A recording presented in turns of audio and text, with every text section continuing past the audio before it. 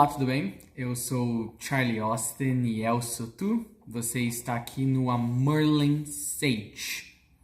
Mais uma das nossas lives de domingo. Eu dou muito boas-vindas a todos. Esse espaço na internet onde a gente fala sobre o processo ascensional de indivíduos que assim contrataram atravessar a senda da iluminação nesta sua encarnação atual, neste atual período de história do planeta Terra, que nós assim denominamos como mais uma das grandes transições planetárias que este corpo celeste já teve.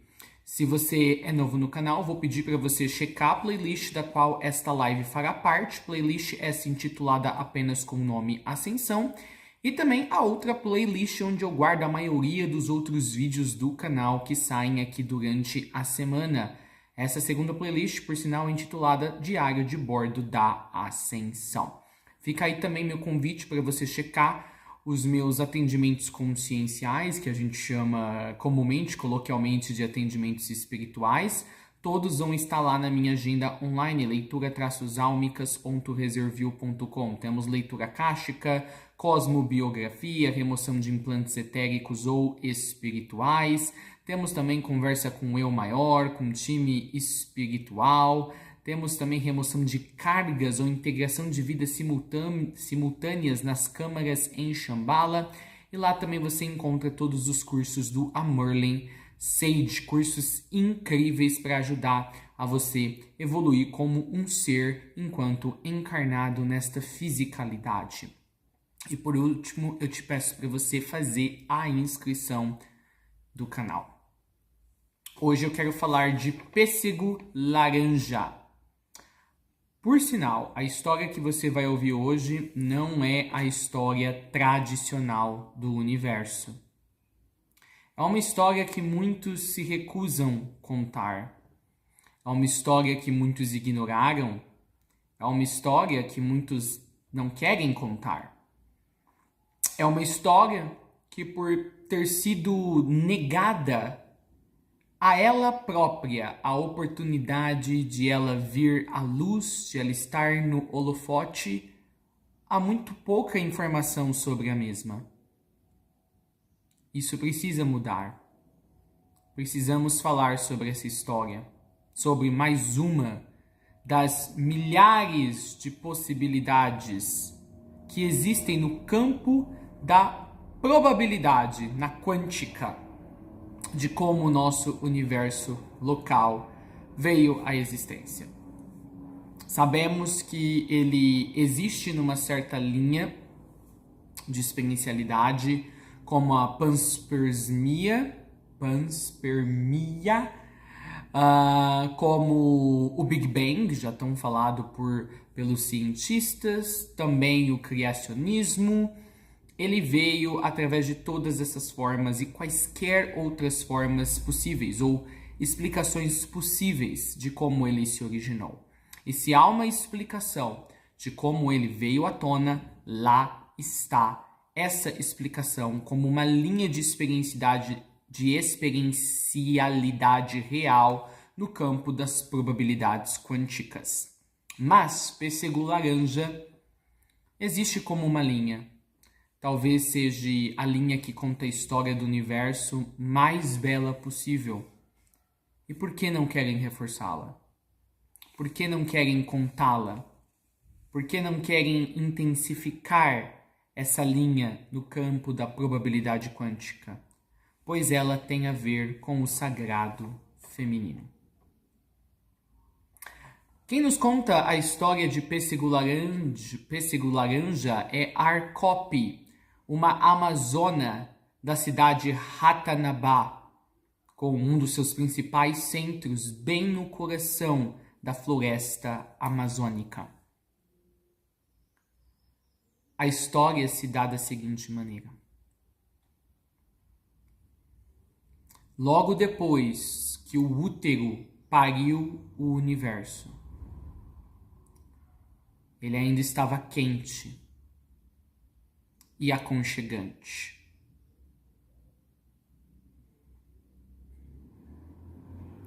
O universo nasceu ou foi parido. E um pouco depois, igual a mulher que libera a sua placenta, como se fosse um segundo parto, o universo liberou os seres pêssegos laranja.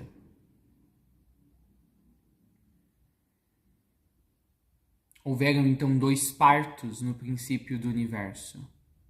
O universo e os seres pêssegos laranja.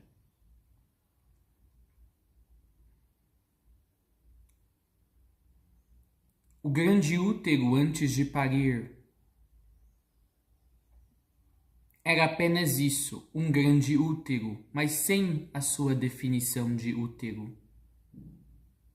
Não se conhecia como útero.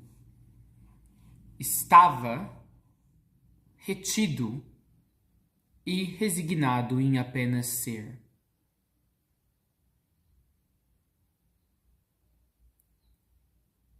Deus é incriado e incriável. Ou seja, Deus não tem um começo ou fim. Mas ao mesmo tempo, o campo das probabilidades quânticas nos diz que Deus teve um começo. Algo o pariu. Deus teve uma grande mãe, o grande útero.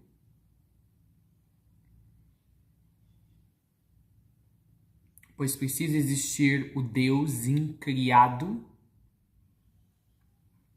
e o Deus que também se experiencia como se ele tivesse tido um princípio ou início.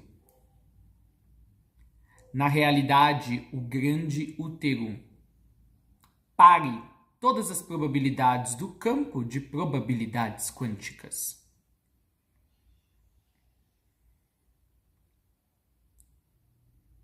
O grande útero nunca havia tido a intenção de ser um útero. quer para Deus, quer para o universo local.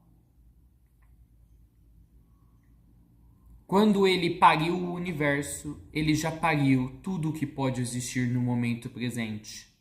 Então, naquele mesmo momento, ele pariu todos os abortos que viriam a existir na espécie humanoide, chamada de ser humano ou Homo sapiens, por um tempo indeterminado, ou um período de tempo indeterminado.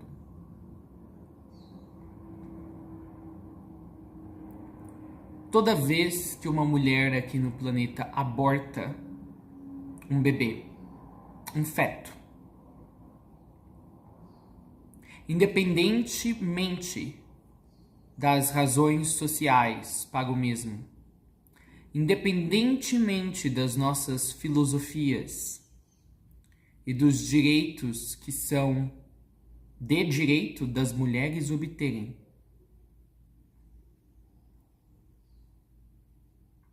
o grande útero da grande mãe capta as energias do aborto e então entende que parir ou produzir um parto não é algo positivo, pois há partes de si, mulheres num planeta específico, que abortam antes mesmo que possam tornar o teu útero num espaço realmente gerador de vida. A culminação da geração daquela vida. Então o grande útero entende de que aquilo que ele gerou e pariu, o universo, não deveria ter sido parido ou nascido, que como as suas partes menores estão fazendo, ele também deve abortar. Então o grande útero, ou assim chamado antes de tudo, faz uma réplica de si, exatamente igual. Do exato momento antes de ele parir este universo. Para ali, igual ele captou na cópia original de si, de que abortar é melhor do que parir. Para reproduzir a experiência do micro de milhares de femininos abortando, no macro da cópia de si mesmo. Ele cria uma nova cópia de si, um novo útero, e lá ele quer agora abortar o universo que não abortou na sua cópia original. Mas toda vez que ele tenta abortar um novo universo com o que aprendeu neste universo, com seres de uma raça humanoide específica, num planeta específico, o nosso, ele não consegue. O universo simplesmente, um novo universo simplesmente nasce antes de que ele possa abortá-lo. E o grande útero então faz uma nova cópia de si, um novo princípio, uma nova singularidade. E naquela tenta abortar e não consegue. Um novo universo surge ou é nascido antes de que ele possa fazê-lo. E assim, ele continua perpetuamente fazendo novas réplicas de si, novas singularidades vindo à existência, até que ele consiga replicar um aborto de um universo, impedindo com que esse se desenvolva ou nasça,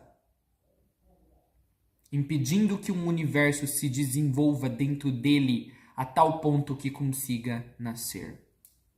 E é por isso que então existem muitos universos.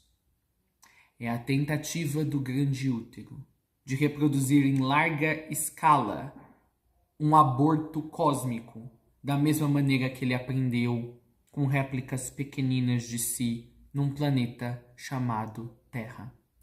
Veja, esta é apenas uma história, mulheres. Não estamos falando de que nenhuma mulher aqui no planeta deve se sentir culpada por ter dado por ressonância e conexão direta com o útero original deste universo, ter dado a este a ideia de este abortar o universo que ele criou.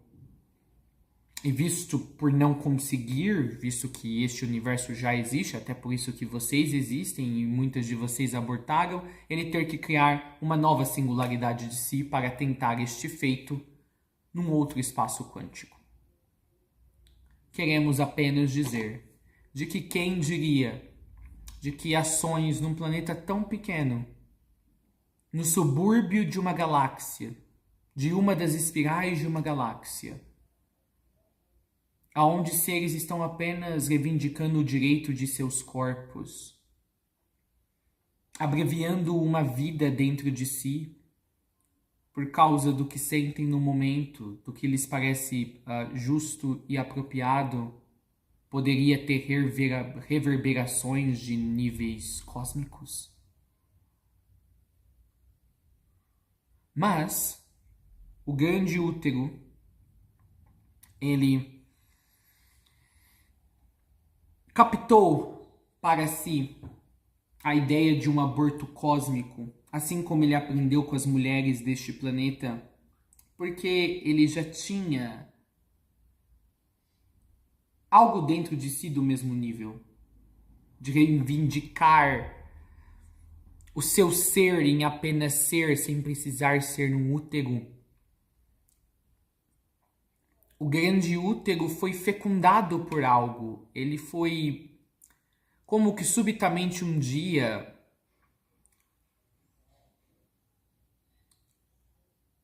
impelido por algo além de si, a começar a gerar um universo nas suas entranhas.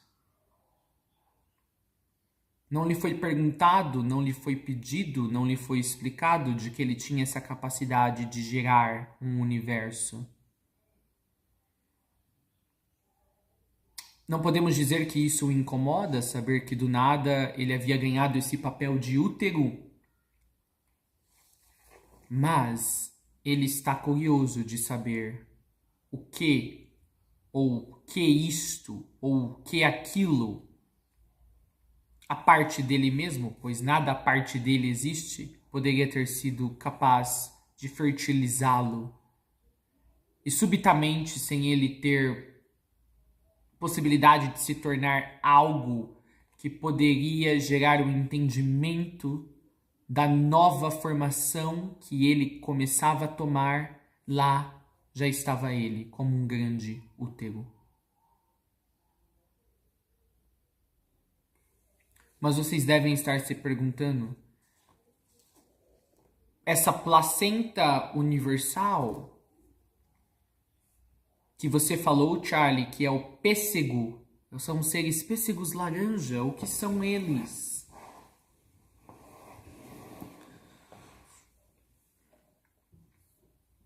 Eles são tanto a placenta, como também são, eu gosto da palavra sangria, mas como também são a menarca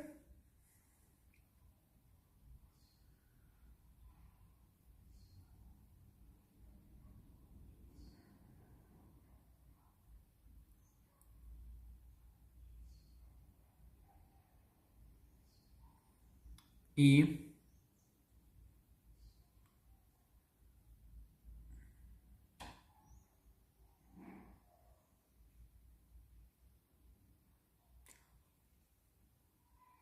o ciclo menstrual do universo. Sim, o universo tem um ciclo menstrual. São a placenta, logo após do nascimento desse universo, são a menarca, são o ciclo menstrual,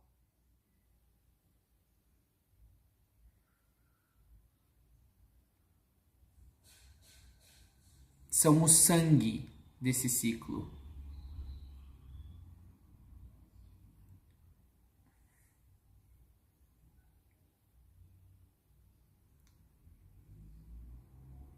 O sangue do ciclo menstrual universal é pêssego laranja.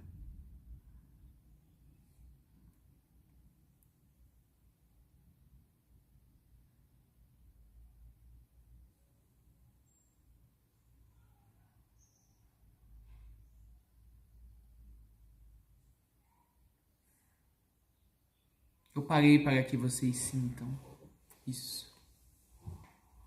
Então, o universo, todo o universo em si, ele se põe como o centro da sua experiencialidade, como se ele fosse o primeiro dentre todos os outros universos circundantes. Então, o nosso universo, Domo Arpuan, se considera o universo que gerou a necessidade ou a ideia de pensar a existência de todos os outros universos. E o universo logo ao lado dele pensa a mesma coisa. E o outro também, e assim por diante. Ao mesmo tempo que uma vez que um universo já foi nascido de dentro do útero ou singularidade que o gerou, ao mesmo tempo é como se ele sempre estivesse lá no ponto, logo antes de gerar ou fazer aquele universo nascer, tentando produzir um aborto abrupto. E aqui entra as leis da entropia, então, ou a própria lei da entropia.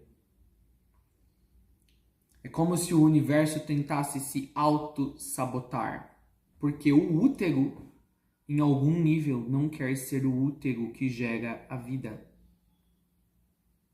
Fica difícil saber se foram as mulheres na Terra que influenciaram o grande útero, a singularidade que gerou o nosso universo, a querer abortar o próprio universo com seres dentro dele, as mulheres que deram ideia para ele mesmo que ele não existisse. E se ele não existisse, como então teria as mulheres para dar a ele o insight de que ele não precisaria ter esse insight em primeiro lugar, se nunca estivesse produzido? Ou se é o universo que sempre tentou se abortar, que dispersou esse tipo de consciência ou necessidade pelo seu éter e as mulheres humanoides de um certo planeta específico captaram tal ideia? Ou se em pontos diferentes, no macro e no micro, ambos chegaram a essa mesma necessidade do aborto e um realimenta o outro, é difícil saber.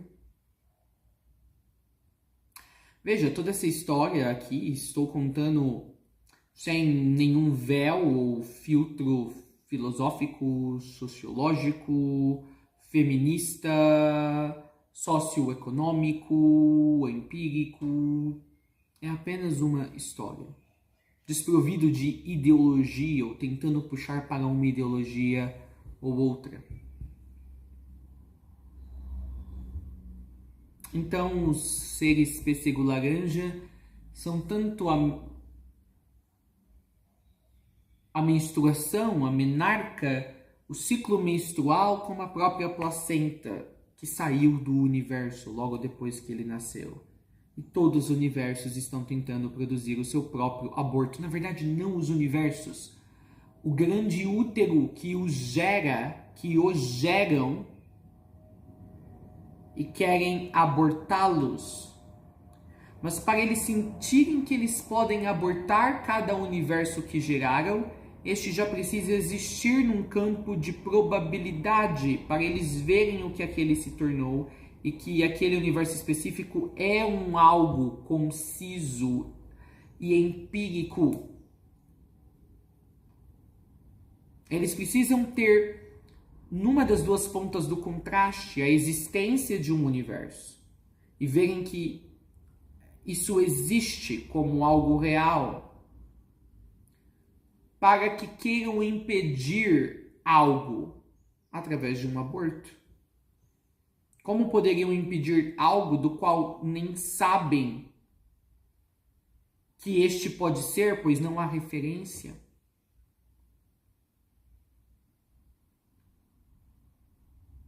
precisam ter a referência para tentar impedir de terem a referência, para realimentarem a própria ciência do ato de produzirem a referência que gostará de se auto-anular logo depois.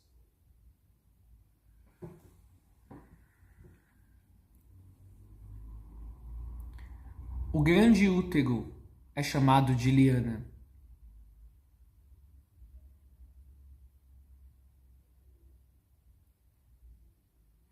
Este é o verdadeiro segredo templário. Liana.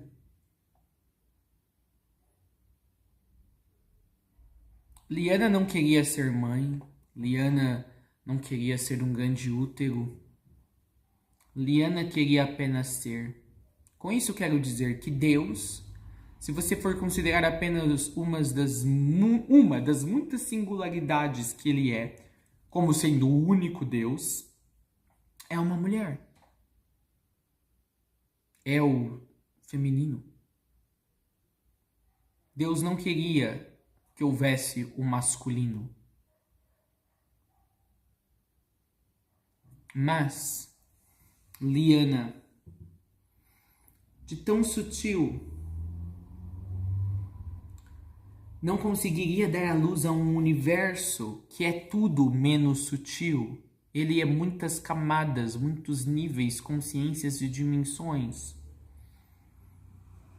Então Liana se dissacrou e criou o masculino. Pois o masculino, ele traz essa densidade.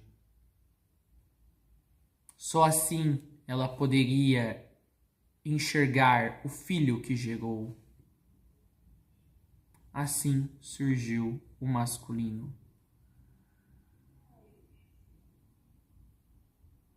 O masculino nada mais é do que uma densificação de liana. Liana foi densificada, então vira o masculino. E o masculino, como qualquer coisa em qualquer universo, precisa ter uma planta energética. A planta energética dele, ou a sua duplicata etérica, é o feminino dentro do universo.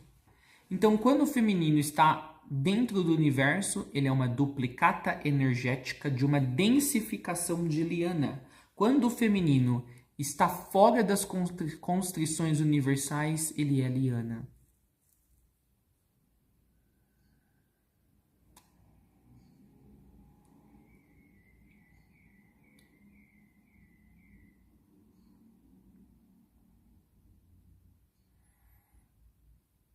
Não há sagrado feminino, pois o sagrado feminino já denota de que há o feminino não sagrado. E na realidade, todo feminino é sagrado. Agora, Liana não é nem sagrada e nem feminina como nós entendemos o feminino. Liana é o grande útero, é o grande ventre. E ela se dessacrou para que pudesse dar à luz. E depois meio que quis se retrair daquilo que deu à luz e agora quer abortar a luz.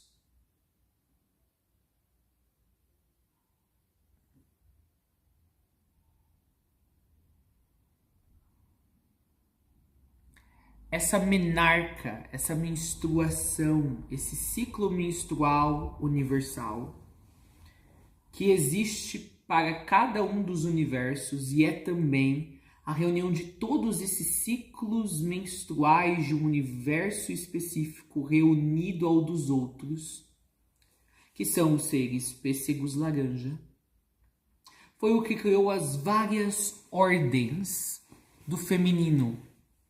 As ordens espirituais do feminino em cada universo. A maior de todas, a Ordem das Dalias, a Ordem das Dorins, a Ordem das Madalenas, a Ordem das Dorgas, a Ordem das Dashitaminas, a Ordem das Amazonas, a Ordem das Imperialistas, a Ordem das Felinas de Sirius, todas as ordens. As ordens espirituais carregando o assim chamado feminino são manifestações da menarca de um universo específico e de múltiplos universos se comportando como um fluxo menarquial maior.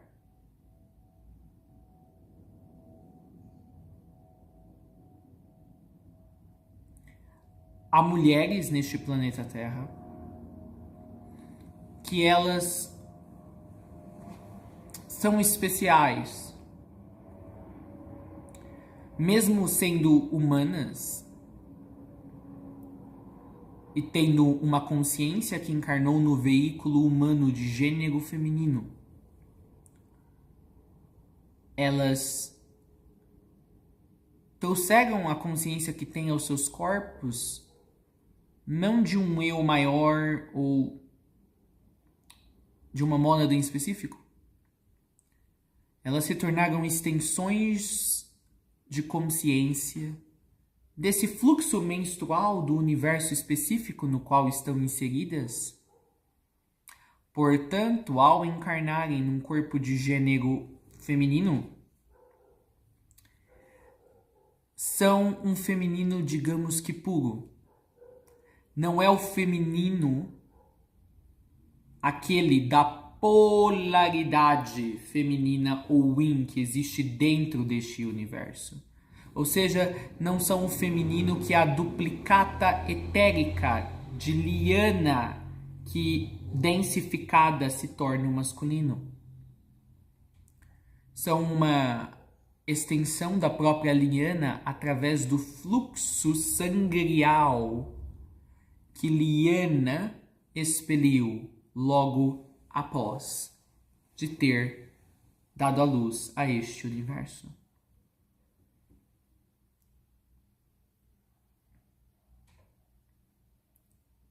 São encarnações de Liana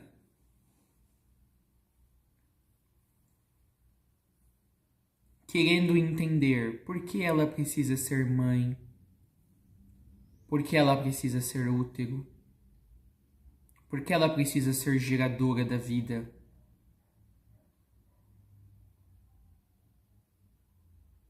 Por que ela precisa dar à luz ou ao parto?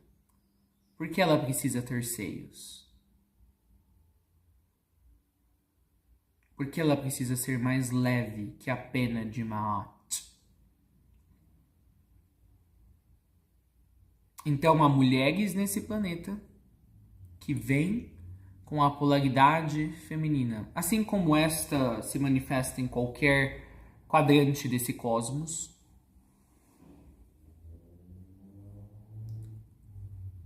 E então elas vêm com a ferida de Isis, quando o masculino, que nada mais é do que liana densificada, desferiu um golpe na potência do feminino.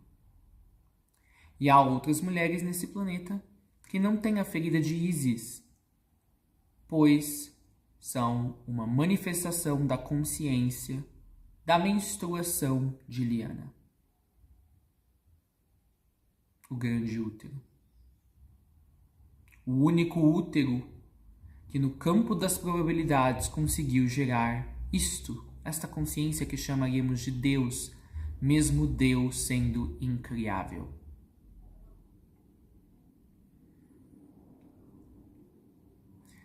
Todas as mulheres, parte da Ordem das Madalenas, são fruto da menstruação do universo.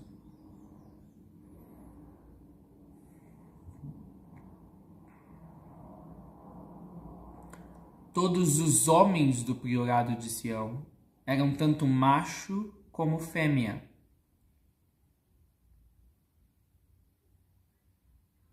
pois são aqueles que já desdensificaram Liana do teu ponto de existência como masculino, como em gênero, e trouxeram ele até o limiar, onde não dá mais para se saber se ainda é masculino ou se é a duplicata etérica que chamamos de feminino, dentro de uma fisicalização do universo. Seria o que vocês chamam de andrógenos. Mas eles têm uma energia terciária, os homens do priorado de Sião.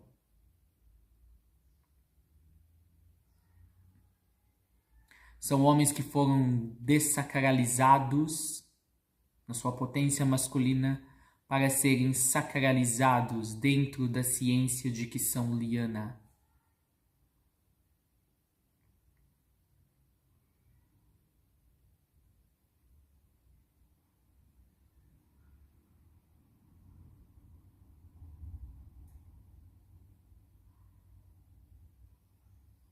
Todos os homossexuais fazem parte de uma das extensões da Ordem das Dalias.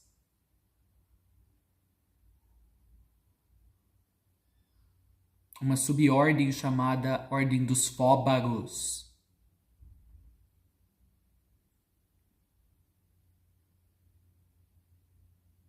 É também dito que os transexuais são uma manifestação da menarca do grande útero após de este ter dado a luz ao nosso universo local.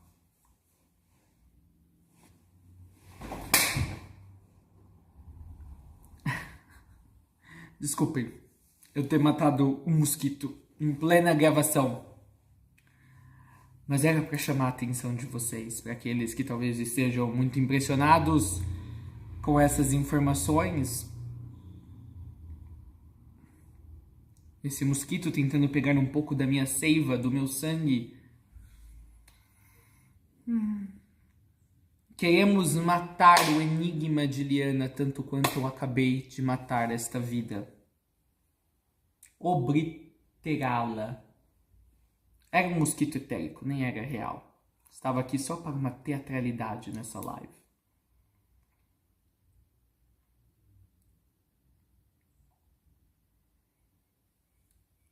Deus, ele é um grande travesti. Ele é, na verdade, uma grande deusa. Que quer ir além do que apenas não mais parir ou dar à luz a nenhum universo. Ele quer se livrar até mesmo do útero. Que lhe dá a possibilidade de poder parir. Ele não quer gerar a vida, pois quando gera a vida, momentaneamente ele deixa de ser essa própria vida, em prol de externalizá-la dentro do inexternalizável, pois não existe nada fora dele. Ele quer se transvestir por dentro e não como se fosse algo, uma extensão de si mesmo ou mesma.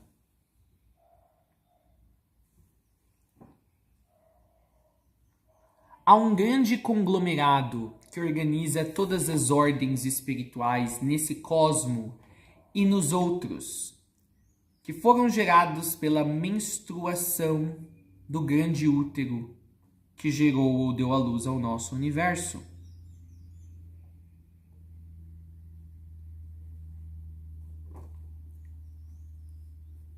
Esta federação ou coalizão de todas essas ordens espirituais é o WICI, Web Shared Intergalactic Common Interests.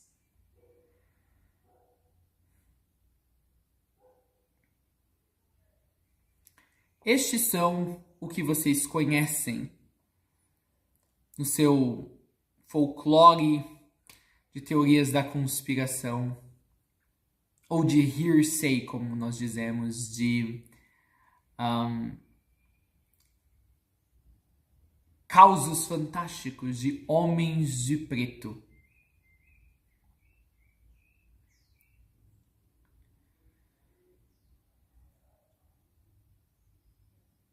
Web Shared Intergalactic Common Interests. Ele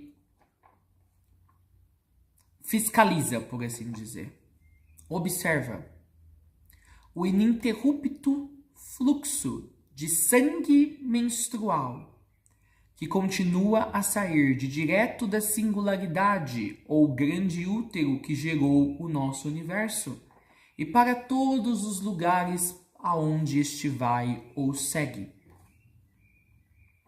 Então, os homens de preto, a WICI, WICI, não querem esconder da humanidade que os extraterrestres estão aqui, ou apagar a memória das pessoas de avistamentos de OVNIs ou contatos de 3º grau, 5º grau, 6º grau para cima, não. Eles fiscalizam as transações energéticas entre seres de diferentes dimensões, pois tudo é uma troca energética no universo.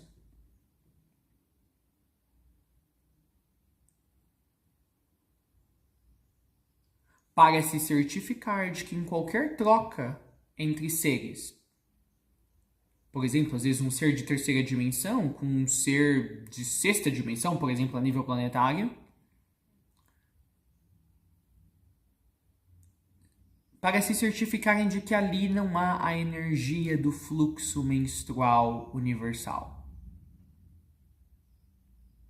De que essa transação não está gerando nova vida, pois aonde o fluxo menstrual do nosso universo local vai, nova vida, não assim cartografada no plano original, na planta energética original que veio junto com o nascimento do universo, nasce,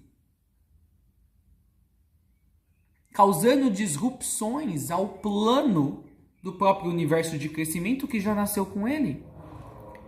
Então, os homens de preto, WICI, fiscalizam de que o sangue menstrual não crie vida ininterrupta e vida não programada. Se algum volume desse sangue menstrual universal estiver envolvido nas transações energéticas entre seres. Lembrando, gente, que esse sangue que eu falo não é um sangue literal, mas faz o mesmo papel do que o sangue da menstruação da mulher. Web Shared Intergalactic Common Interests esteve envolvido também na compra do nosso planeta em 1952. Isso mesmo que você ouviu.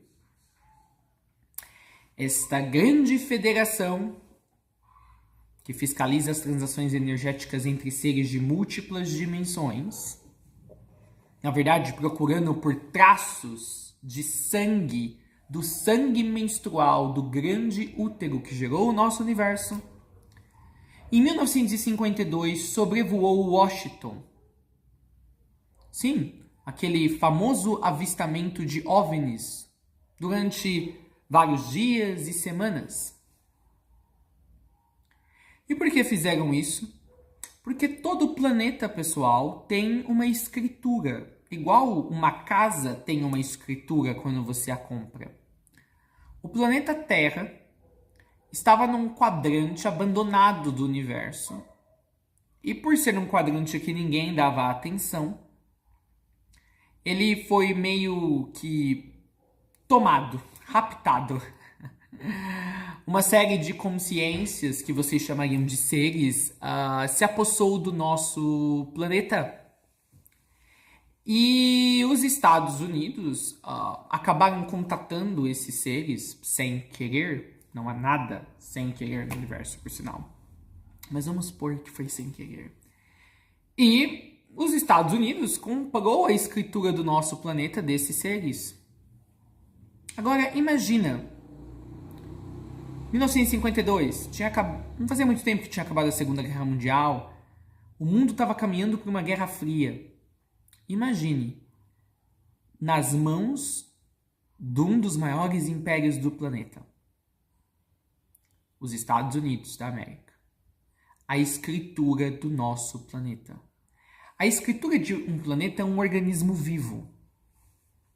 Com essa escritura em mãos, os Estados Unidos poderia ter levado a Guerra Fria para um outro patamar, de uma terceira guerra nuclear ou algo pior, já lá em meados de 52, 60. Pois com a escritura do planeta, eles teriam permissões para poder invadir qualquer estado soberano a bel prazer. Era como dar um documento muito importante na mão de crianças, ainda mais um governo tão feroz como os Estados Unidos. Então a WYCI, Web Shared Intergalactic Common Interests, foi até Washington retirar a escritura do planeta das mãos das crianças. Sim, vocês humanos, mais especificamente, uma de suas soberanias, a mais feroz, os Estados Unidos da América. As naves que vocês viram, as fotos da época, reais, houve até um press release na época de um general,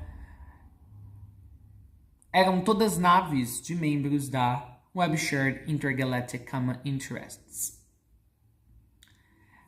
Nós fomos assinar a partilha. Chegamos para os Estados Unidos e dissemos que eles não poderiam ter a escritura do planeta. Eles estavam agora mexendo no macro do universo. E quando qualquer ser do micro quer fazer mudanças ou ter poder de entrada no macro, é apenas então que seres como os da Web Shared Intergalactic Common Interests podem intervir. Fomos assinar a partilha de retomada da escritura do planeta Terra. Não poderia ficar na mão de nenhum elemento soberano do nível físico do planeta. Isso ameaçaria todas as outras formas de vida evoluindo simultaneamente com a espécie sentida como predominante na superfície do planeta, que eram seres humanos.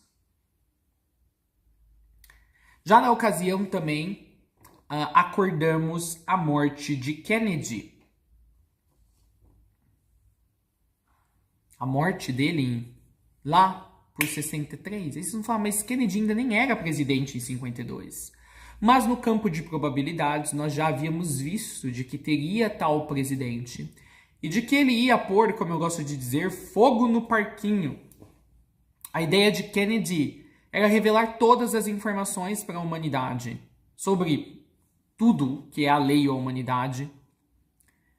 Só que Kennedy estaria interferindo com o ilusório livre-arbítrio, assim entendido que existe numa encarnação física, de bilhões de seres. Ele não estaria levando em conta o nível espiritual e consciencial de cada ser humano.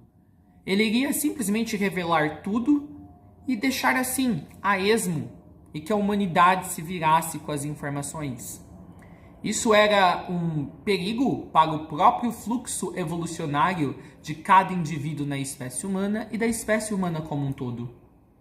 Então, nós também planejamos já o desencarne de Kennedy antes mesmo de ele existir como presidente empossado dos Estados Unidos. Kennedy, pelos seres humanos, é visto como um presidente muito carismático, mas do ponto de vista macro de seres que cuidam do universo não era assim.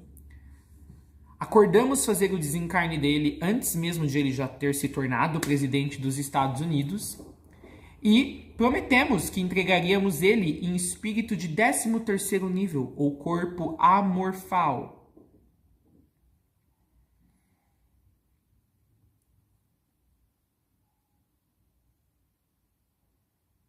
para os acronísticos. Sim, ao desencarnar Kennedy, a gente elevaria ele ao seu corpo morfal de 13º nível e o entregaríamos à sua real raça angélica ou extraterrestre, como vocês gostam de dizer, os acronísticos.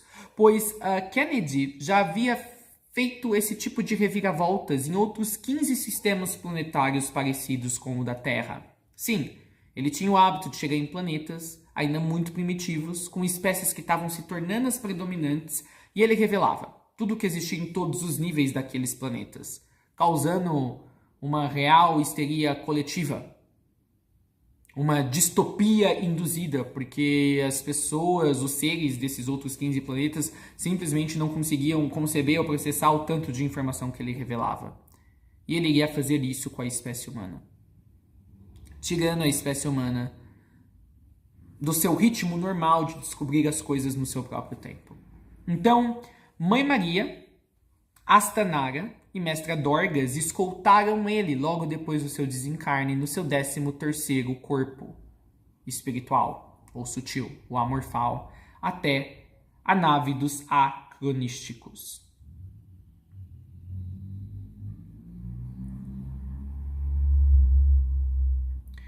Os homens de preto, que são, na verdade, eles mesmos, manifestações do ciclo menstrual do grande útero.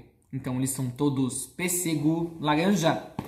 São chamados de homens de preto, pois eles têm essa capacidade de serem um grande piscar de olhos. Então, eles são pêssego, mas quando eles se retraem para esse feixe, para essa fissura, fica tudo preto. Então eles parecem um grande espigão preto, como se fosse uma fenda num espaço todo com luz. Aí tem uma fenda, um rastro preto. Eles são astornianos. E eles foram elaborados pelos Anunnis na Draco Centauri. A WICI, ou WYCI, foi criada há 200 milhões de anos.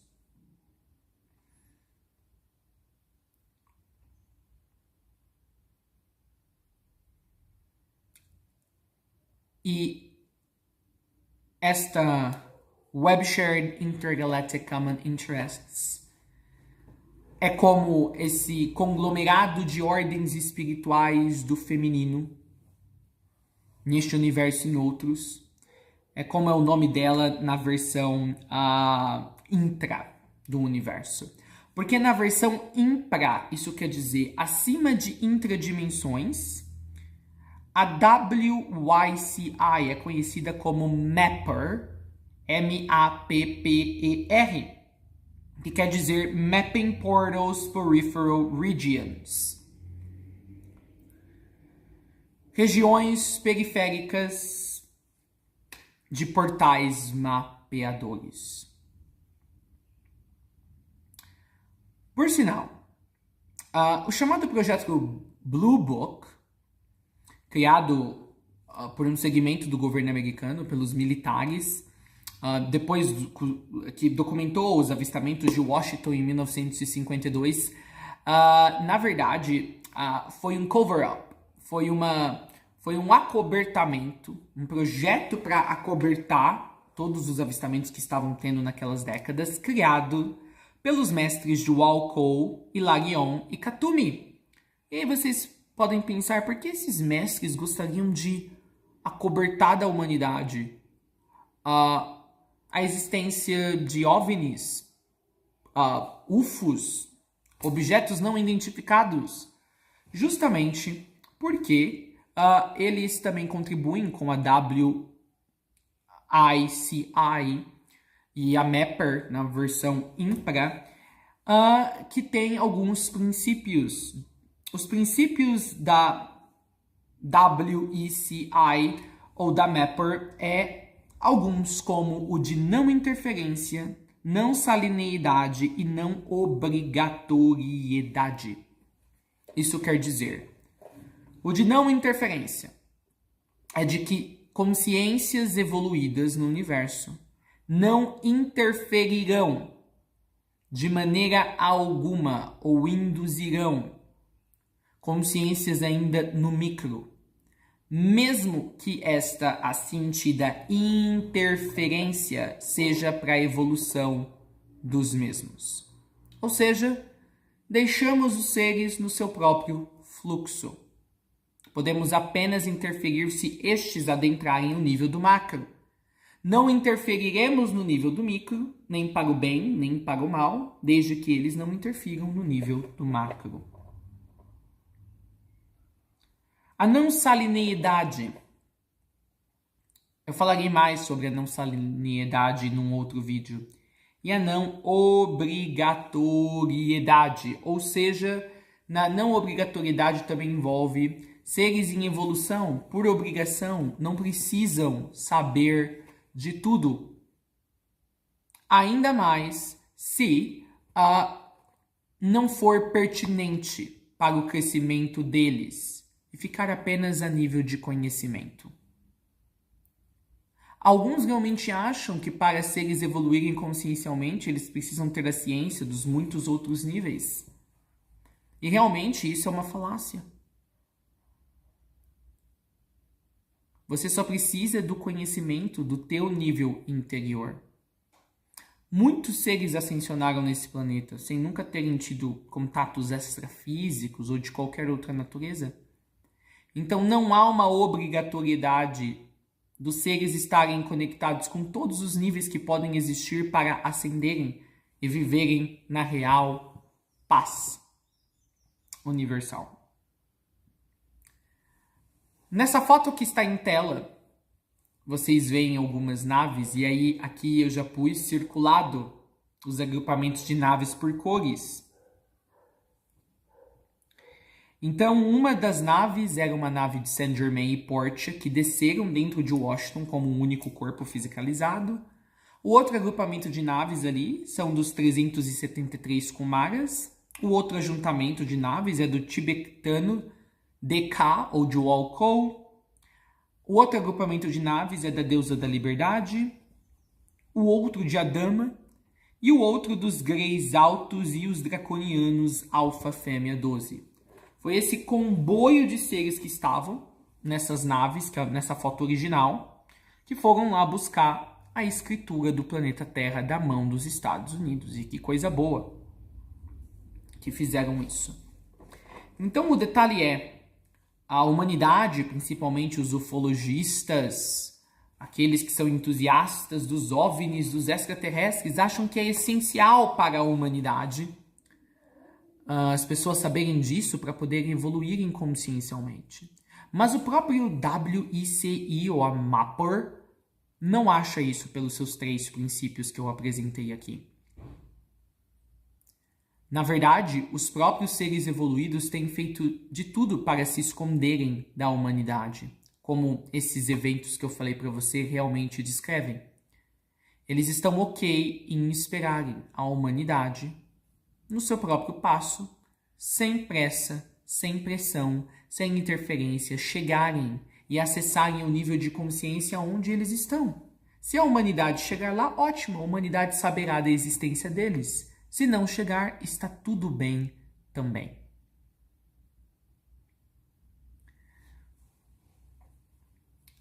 Liana usa muitas ordens, inclusive a Ordem das Dalias, chefiada por Mãe Maria, para cuidar de crustas com milhares de planetas. Planetas ainda bebês, isso quer dizer com raças humanoides ou não, que estão se tornando as espécies predominantes daquele planeta que ainda são primitivas. Ou seja, essas crustas são, na verdade, berçários planetários, berçários com uma reunião de vários planetas ainda em níveis muito iniciais de evolução. Essas crustas também protegem esses planetas de entrarem em contato com o sangue menstrual que gerou o universo no qual eles existem. E os seres pêssego laranja manifestaram tudo isso. Tanto as manifestações em qualquer raça extraterrestre da polaridade feminina sem o seu aspecto de duplicata etérica da parte fisicalizada ou densificada de Liana, que seria o masculino, ou seja, seres efêmeros de polaridade feminina, mas de direto do sangue de Liana, como as próprias ordens, que são a reunião de todas essas fêmeas puras, vamos assim dizer. E pura aqui, pessoal, não no sentido... tem uma palavra, não no sentido hegemonista da coisa. Pura aqui é simplesmente que foram uma manifestação da polaridade feminina, sem ser como parte do yin, como ele se manifesta no universo, e sim de direto do sangue menstrual do grande útero que gerou o nosso universo. Esse mesmo sangue gerou os seres pêssego laranja, que tiveram uma outra ramificação de si, os homens de preto, os asturnianos, que são a polícia do WICI e da Mapper em níveis infra-universais. E isso é uma explicação, um borrão, um rascunho muito grande de como o universo trabalha com a energia feminina em muitos níveis.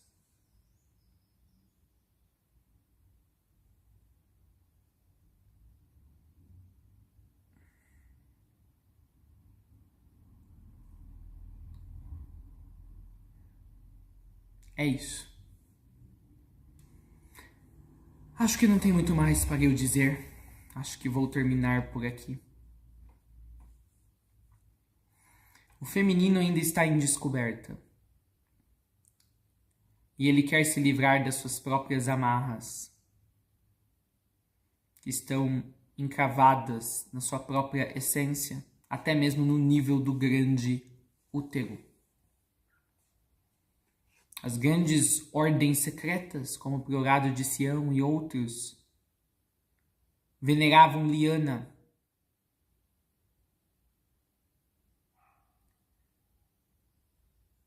E reuniam todas as filhas e filhos de Liana que nasceram do fluxo menstrual universal. Todos esses têm superpoderes. Não são necessariamente ou completamente humanos. Por sinal, dragões de nível etérico são manifestações também do fluxo menstrual de Liana. Liana, aquela diante de quem o próprio Deus incriável se subjugou e se dobrou, em joelhos e em profundo respeito. O feminino sempre foi poderoso. Não é apenas agora que ele está redescobrindo o seu poder, pelo menos a nível planetário, na espécie predominante. Não, ele foi sempre poderoso. E essa história de Arcope, uma amazona de Ratanabá, nos faz ter esta clareza. Eu agradeço a todos. Eu sou Charlie Austin e Elcio Sotu. O amor vive no mundo através de você. Nos vemos nos vemos.